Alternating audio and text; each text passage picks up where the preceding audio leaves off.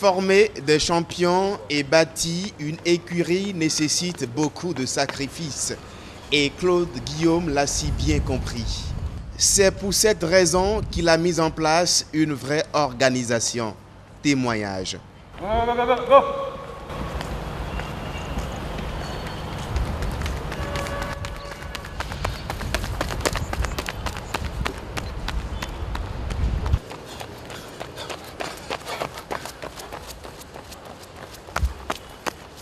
Le centre, ça se passe bien parce qu'on a suivi des entraînements tous les jours, matin et soir.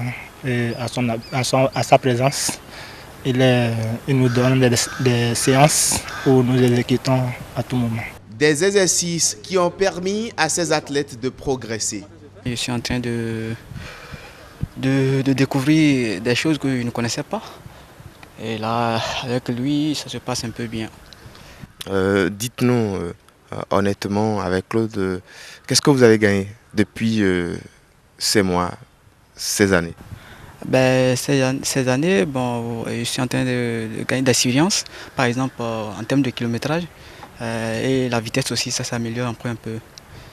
Vous étiez à Nairobi au Kenya, comment ça s'est passé là-bas? Ah oui, ça s'est bien passé. J'ai découvert comment les champions s'entraînent, comment ils vivent, comment ils se reposent et comment ils s'organisent pour les entraînements. Les mêmes méthodes sont appliquées dans le centre de Claude Guillaume et déjà un franco-malien est tombé sous le charme.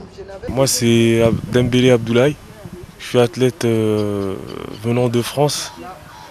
Donc je suis venu faire un stage avec le groupe de Claude. Puis voilà, ça se passe bien. Qu'est-ce qui vous a motivé à venir ici en Afrique et plus précisément au Bénin? Tout simplement parce que l'Afrique est un climat chaud et il y a aussi l'ambiance du groupe qui est pas mal, quoi. Il y a Noélie aussi qui est motivante, Claude, notamment Patrice. Donc voilà, ça se passe bien et voilà. L'adaptation est facile? Oui, après tout est dans la tête, hein. Tout est dans la tête. Voilà. Est-ce que dans le centre de Claude, les conditions d'hébergement sont adéquates et le rythme d'entraînement vous convient vraiment? Honnêtement, moi, avant d'atterrir sur Cotonou, je pensais que j'allais avoir du mal à m'adapter. Mais quand j'ai vu le centre, ça m'a plus ou moins réconforté parce que c'est vrai qu'en Afrique, c'est pas évident d'avoir des bonnes conditions. Et ça va, le centre, il a été à la hauteur de ce que je pensais.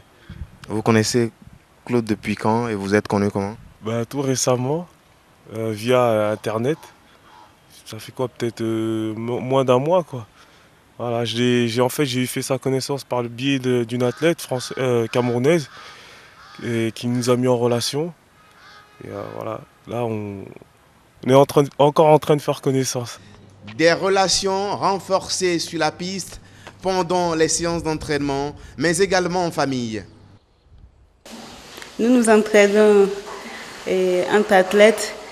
On part à l'entraînement à 7 h et quand on revient, soit je fais la cuisine ou Claude ou Patrice. Donc l'ambiance est très bonne ici. Donc, si je comprends bien, c'est une vraie vie de famille. Oui, nous formons vraiment une famille très soudée ici parce que s'il n'y a pas l'entente dans un groupe, même dans les résultats, ça va se sentir.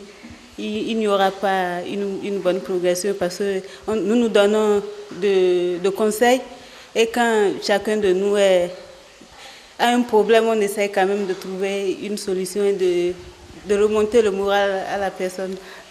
Bref, une vraie vie de famille dans ce lieu surnommé par Claude Guillaume.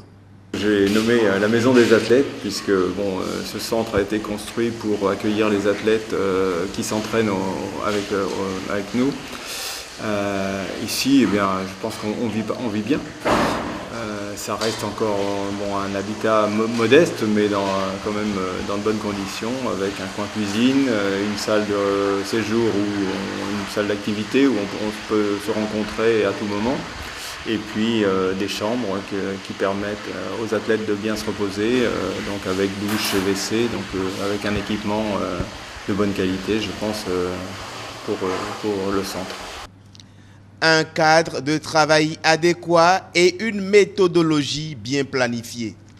Le rituel de la journée, d'une journée de vie ici au centre d'entraînement, c'est lever entre 6h et 7h en fonction de la séance d'entraînement.